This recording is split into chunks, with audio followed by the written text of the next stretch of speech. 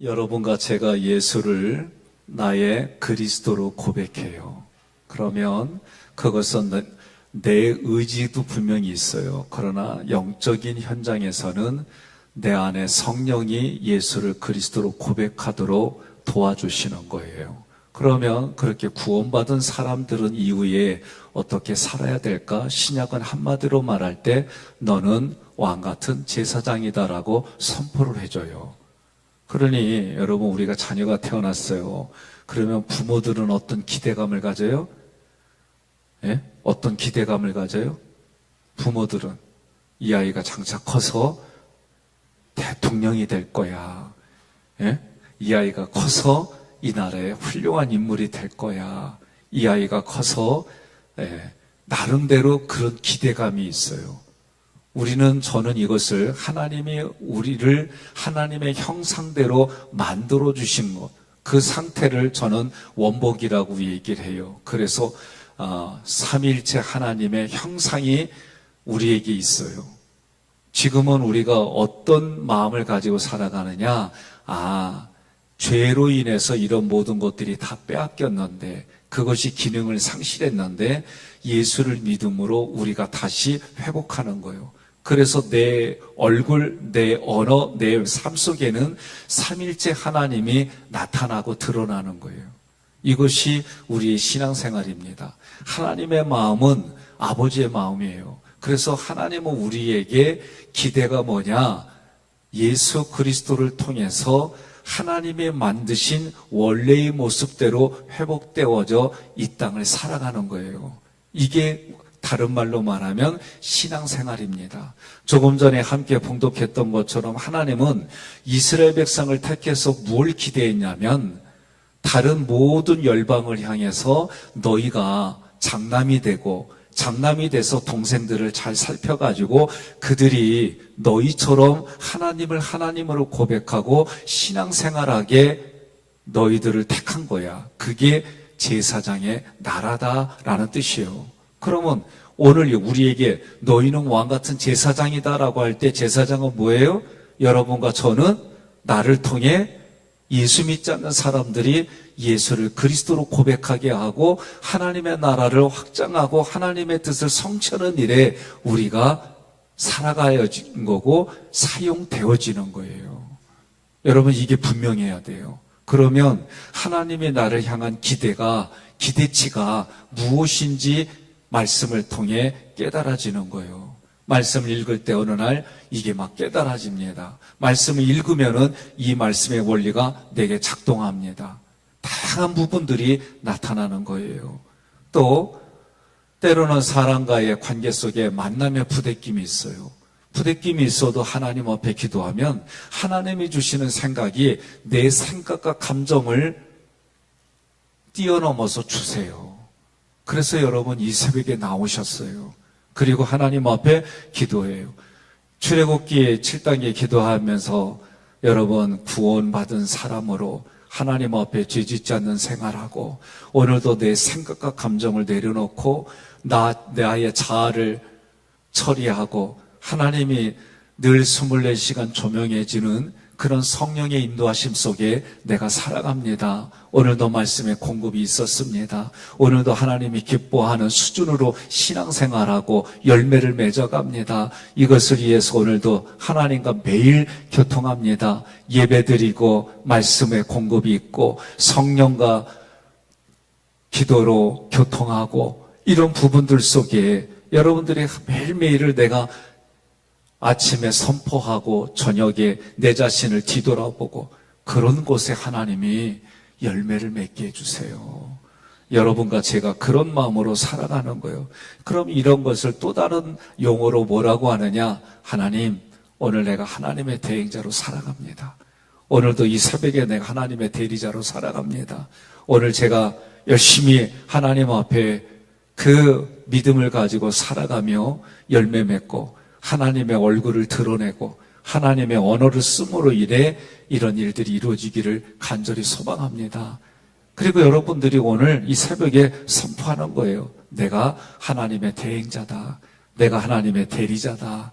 이 마음으로 여러분들이 오늘 하루를 시작하고 저녁에는 하나님, 오늘 내가 하나님의 대행자로 이렇게 내 마음의 영적인 싸움에서 관계 속에서 일어났습니다. 저녁이 되면 다 열심히 일하고 나면 몸이 피곤해요. 노곤하고. 그런데 가정에 들어가서 우리가 지켜야 될 부분들이 있어요. 뭐요? 가정에 들어가서도 매일의 십계명에 내가 배우자에게는 어떻게 했는지, 오늘도 이 말씀을 가지고 내가 배우자에게 어떻게 언어로, 얼굴로, 몸으로 베풀었는지, 또 자녀들에게, 여러분 자녀들이 있는 만큼 출가했고 다 가정을 해서 독립했어도 전화해보는 거예요. 어떻게 지내는지. 저도 집에다 전화했더니 전화를 안 받으세요, 아버지가. 그래서 어머님하고는 통화했어요. 그리고 혹시나 하고 여동생하고 통화해봤어요. 그랬더니 그런 얘기를 해요. 그전에는 아버지가 우리 보고 싶다 그러고 생각하면 이러고 또 통화도 했는데 이게 이제 거의 사라졌어요. 제가 일전에 말씀드렸지만 치매를 이제 조금씩 더 알아요. 그러니까 그 전에 하던 일들이 멈춰져요. 그 얘기를 듣는데 마음이 좀 짠해요.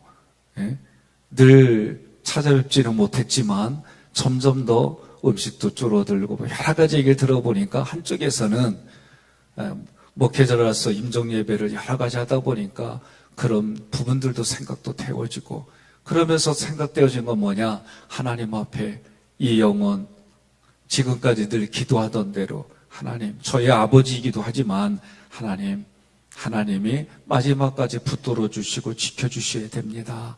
이렇게 저도 기도하고, 또 여러분 이웃에 대해서는 어떻게 했을까 내가, 가족이 되어지고 이웃, 오늘 제가 교회 공동체 속에서 만날 사람들 시간 스케줄 보고 또 그분들을 위해서 미리 기도하고 고민하고, 이런 부분들이 오늘 여러분과 저의 모습이에요. 하나님 앞에, 이웃 앞에, 가정 앞에, 그리고 내 자신 앞에 내가 어떻게 준비하고 영역에서 어떻게 내가 그 준비한 것들을 체크해 나가고, 매일매일의 삶이 여러분 이래야 되는 줄 믿습니다. 그렇게 자기의 영혼력을 관리하고 준비해야 하나님 앞에, 여러분 우리가 뭐 하다 왔냐 그러면 예수를 그리스도로 고백하고 그 그리스도를 다른 이들에게 선하게 흘려보내고, 그것을 위해서 저희의 관리는 이렇게 했습니다. 이런 고백이 날마다 하나님 앞에 고백이 되기를 주님의 이름으로 권면합니다. 그래서 마태복음 6장 33절을 함께 봉독합니다. 너희는 먼저 그의 나라와 그의 의를 구하라. 그리하면 이 모든 것을 너희에게 더하시리라. 아멘. 왜 하나님의 나라, 하나님의 뜻을 성취하려는 쪽에 먼저 마음을 갖느냐? 여러분과 저는 하나님의 대리자요, 하나님의 대행자요. 육신의 자녀들에게도 마음의 자녀의 그 모든 게 흘러가야 돼요. 여러분 신방하면서 많이 듣는 얘기들이 뭐예요? 자녀들이 청소년기 때는, 청년 때는 잘했는데, 이 얘기를 해요. 그러면 다른 말로 말하면 그게 뭐냐? 우리가 뺏겼다는 거예요. 세상에 뺏기고 세상의 가치에 뺏겼다는 거죠. 물론 젊었을 때, 오늘 여기 앉아 계신 분들도 젊었을 때 뒤돌아보면 무엇인지 할 수 있다는 자신감도 있었고 성취감을 가지고 우리가 열심히 살아왔어요. 때로는 좌절하는 것도 겪고 여러 가지 겪으며 이 자리까지 왔어요. 그러나 가장 중요한 건 뭐냐? 우리의 자녀들이 세상에 뺏기지 않는 거예요. 저도 초지일간 우리 자녀들한테 얘기한 게 뭐냐? 1순위가 하나님 잘 믿는 거다. 직업을 구해도 하나님께 영광 돌리는 직업 구하는 거다. 이거 하나밖에 없다. 어렵고 힘들고 고통스러운 자리에도 1순위로 말했던 건 저는 이 부분이었어요. 하나님, 삼일체 하나님을 잘 믿는 거다. 그 하나님을 잘 믿는 것만이 오직 살 길이다. 이 얘기를 초지일간 그래 왔어요. 여러분, 우리가 나이가 들어가고 또 육신은 쇠퇴해져 가고 여러 가지 준비한 부분들은 점점 줄어들고 아는 사람들도 점점 사라지고, 그런 인생들이 이제 인생의 후반전에 펼쳐지는 일들입니다. 그럴 때마다 여러분 마음속에 하나님의 나라, 하나님의 뜻을 성취하는 일이 여기에 초점을 둘 때에 자기 자신이 비참해지지 않아요. 여기에 초점을 두고 살아갈 때 사람과의 관계 속에서 자기가 비교되어지면서 느끼는 그런 것들이 사라져요. 많은 분들이 인생의 후반전을 갈수록 생각들도 좁아들고 많은 부분들이 어려워지는 걸 보게 됩니다. 그럴 때마다 하나님의 뜻이 있어서 나에게 지금 생명을 주신 이유는 하나님의 나라를 확장하고 뜻을 성취하게 하는 거지요. 육신이 힘이 빠져도 하나님, 이것을 위해서 내가 무슨 일을 할까요? 이것을 위해서 내가 오늘도 하나님 앞에 무엇을 다짐할까요? 이렇게 여러분이 접근하면 하루의 시작이, 살아가는 삶의 과정이 달라집니다. 하나님께 초점두면, 하나님께 소망 두면 그것을 보시고 하나님이 우리에게 주시는 은혜가 다른 줄 믿으시기를 바랍니다. 하나님이 그렇게 하면 약속한 게 있어요. 뭘 또 약속했느냐? 신명기 6장 10절로 11절 함께 봉독합니다.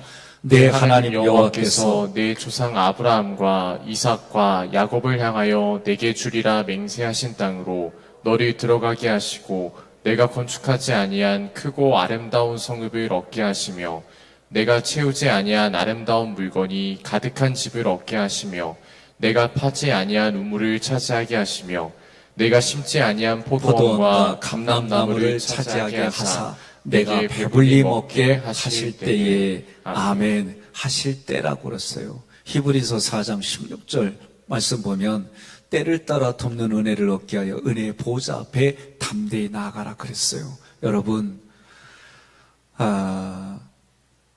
앞부분에서 하나님의 대행자로 대리자로 자기를 관리하고 사람과의 관계 속에 분별하며 살아가면 하나님이 이런 결과를 우리에게 맺게 해주신다 그랬어요.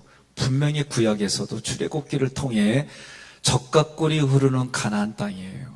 석청도 있지만 위에 야자나무에 떨어지고 그것이 터지면서 거기에 꿀과 같이 타는 그런 비옥한 땅에 이스라엘 백성을 하나님이 데려가는데, 데려가면 그냥 거저 먹느냐? 절대 성경 그렇게 얘기 안 해요. 가나안 땅을 밟을 때도 너희가 땅을 발로 밟은 만큼, 내가 손에 가지고 있는 것만큼, 그림을 그린 만큼 하나님이 주셨어요. 그러니까 오늘 예수를 그리스도로 생명의 떡으로 우리는 해석을 하지만 구약의 백성들, 이스라엘들이, 출애굽 백성들이 가나안 땅에 가서 그들이 씨를 뿌리고 그 씨를 뿌려서 자라나서 첫 열매를 얻기까지 하나님의 만나를 주셨어요. 그럼 가나안 땅은 무슨 얘기냐면은 하나님의 말씀을 원리로 내 삶에 적용해서 살아갈 때에 영이 여러분 소성케 되고 마음에 그리스도를 통해서 주시는 그 많은 생각, 감정이 부유해지고 그 부유해진 것이 내 육신에 하나님이 먹고 마실 수 있도록 건강과 물질의 볼, 저는 이거 믿어요. 여러분, 하나님이 그렇게 할 때 그러면 뭐냐? 내 속의 자아, 죄의 문제를 반드시 해결해야 돼요. 구원받은 사람이 하나님이 장자권을 약속하고 2배의 기업을 약속하고 하나님이 약속대로 이 말씀을 얻는다고 한다면 여러분과 저는 내 의식 속에 예수를 그리스도로 고백하려고 하는 이것이 분명해야 되고 그것을 위해서 살아가는 삶의 현장이 될 때 하나님이 때를 따라 도와주셔서 여러분과 저가 살아가는 삶의 자리에 왕같은 제사장의 역할을 감당할 수 있도록 사람의 관계가 회복이 되어지고 물질의 형통함을 하나님 허락하여 주시고 내가 아무리 병을 얻었다 할지라도 그 병 때문에 낙심하지 않게 해주며 하나님이 원하는 그 기대치가 깨달아져서 여러분과 제가 열매 맺는 현장을 살아가게 돼 있어요. 여러분, 오늘 이 새벽에도 말씀을 기억하고 하나님이 이스라엘 백성을 그렇게 택했던 원리가 신약에 와서도 우리에게 왕같은 제사장으로 선포했고 왕같은 제사장으로 살아가려고 여러분들이 몸부림칠 때에 모든 거는 때가 있어요. 모든 것에는 때가 있어요. 이것을 우리가 구속사로 하나님이 계획하시고 하나님이 이루시고 하나님이 완성시킨다는 이 구속사의 가치를 가지고 살아갈 때 오늘도 때를 따라 도와주는 하나님의 은혜가 여러분의 삶에 가득가득 넘치고 풍성하고 흐르고 흘러서 고르고 골라서 나를 통해 그리고 하나님이 만들어주신 그 현장에 오늘도 하나님이 나에게 주신 현장입니다. 마치 이게 뭘 하냐 배고파 죽겠는데 그때 뭘 하냐 뜻이 만나라고 그랬잖아요. 오늘도 여러분과 저는 그 만나를 오늘 하루에 일용할 양식을 하나님 앞에 구하고 우리의 몸과 손으로 그것을 얻어가고 쟁취하고 성취감으로 하나님 오늘도 저녁에는 열매 받으세요. 이렇게 고백하는 우리 이 시간에 함께 깨어 있어서 기도하는 모든 성도들의 삶의 자리 위에 영원하기를 주님의 이름으로 권면하며 축복합니다.